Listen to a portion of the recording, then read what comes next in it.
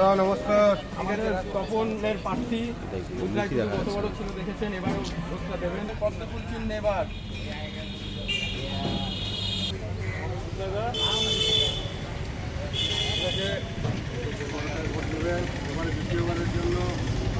Ramakrishna IVF centre, মা হওয়ার স্বপ্ন পূরণ।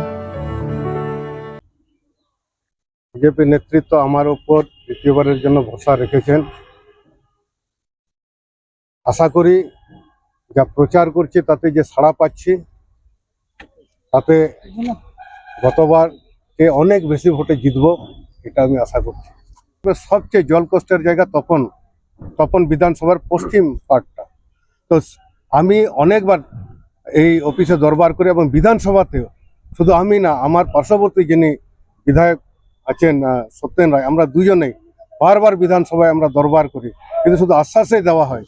আর এখানে দেখুন, জল জীবন মিশন প্রকল্পের কেন্দ্র এখানে কোটি কোটি টাকা দিয়েছে, কিন্তু এখানে এই সরকার অর্থাৎ তৃণমূল সরকার অপদার্থতার জন্য আজকে কিন্তু বাড়ি বাড়ি জল পৌঁছানো সম্ভব হয়নি।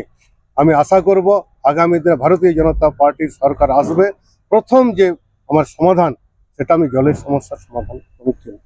বর্তমান যিনি আমার বিপরীতে যিনি দাঁড়িয়েছেন তৃণমূল প্রার্থী, ইনি সভাধিপতি। আর আপনারা জানেন যে গত পঞ্চায়েত ভোটটা কিভাবে হয়েছে। আমি তো বলবো না তিনি ভোটে জিতেছেন, তিনি গুন্ডাগিরি করে জিতেছেন, এইটা আমি বলবো।